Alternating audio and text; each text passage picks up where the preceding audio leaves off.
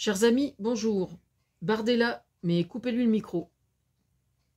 Il n'est pas question de ma part de le faire taire au seul prétexte que je le considère comme mon ennemi politique, mais uniquement de pointer du doigt le fait que si l'on observe les débats qui se sont déroulés ces derniers jours, alors qu'il y a un chrono sous chaque pupitre, ce dernier, quand ses interlocuteurs parlent et défendent leurs idées, lui ne cesse d'encombrer de ses monologues l'espace sonore, rendant les propos de ses autres candidats des autres candidats inaudibles.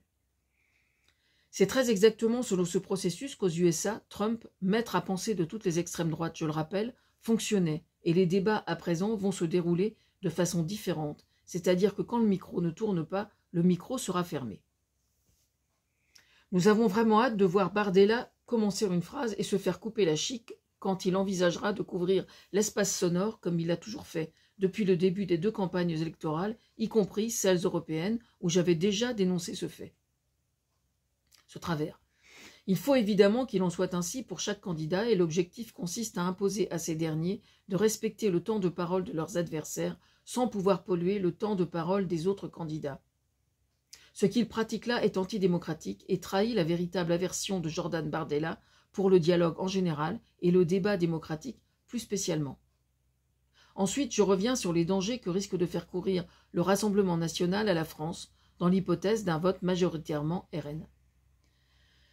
Dans le débat qui a eu lieu il y a quelques jours, Jordan Bardella s'est vu accusé, au sujet de leur perspective sur la double nationalité, d'avoir eu au Parlement européen une assistante parlementaire franco-russe. Oui, comme les petites crèmes de notre enfance.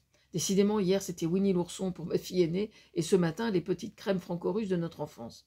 Ce qui me questionne sur le sujet, c'est comment on peut tolérer, quand on est député européen, d'avoir une attachée parlementaire franco-russe, alors que précisément on sait que Poutine cherche à déglinguer l'Europe. Alors je ne sais pas à quel moment elle a été embauchée exactement et dans quelle mesure ils peuvent ou pas les démettre de leurs fonctions selon la, comment dire, avec un argument qui tient effectivement la route. Je ne peux pas savoir exactement, mais quelque part c'est interpellant qu'ils l'aient conservé, c'est pas normal. Oui, déglinguer, ça me semble assez juste. Nous attendons des explications.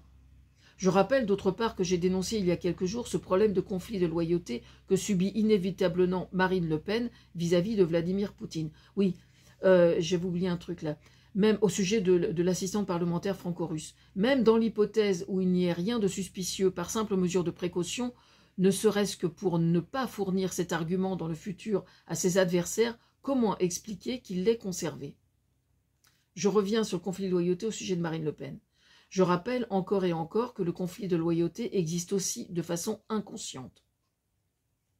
C'est-à-dire que, même si l'on s'en défend, ce conflit de loyauté, quoi qu'on en dise, conditionne notre pensée et donc nos actes, contrairement à ce qu'ont toujours prétendu les différents acteurs du RN. Et si vous en doutez, à une échelle moindre hier matin, nous avons eu encore une preuve supplémentaire des plus flagrantes. Adrien Quatennens avait été l'an dernier accusé d'avoir frappé son épouse. Grand bruit, exclusion de la France insoumise, etc., en plein MeToo, je vous passe les détails. Dans cette campagne express, il a bien fallu trouver des députés pour se présenter. Mélenchon, la grande gueule, intronisait ainsi Quatennens.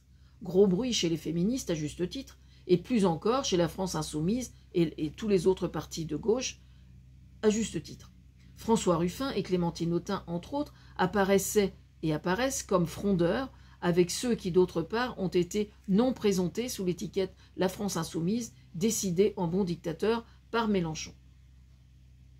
Et là, hier matin, alors que François Ruffin monte au sein de la France insoumise, Quatennens s'en prenait à François Ruffin, disant, je cite, « Il fut un temps pas si ancien où Mélenchon était bien heureux de l'avoir trouvé pour qu'il t'ait promu au sein de la France insoumise. » Voilà, là vous avez le conflit de loyauté et là, parfaitement démontré.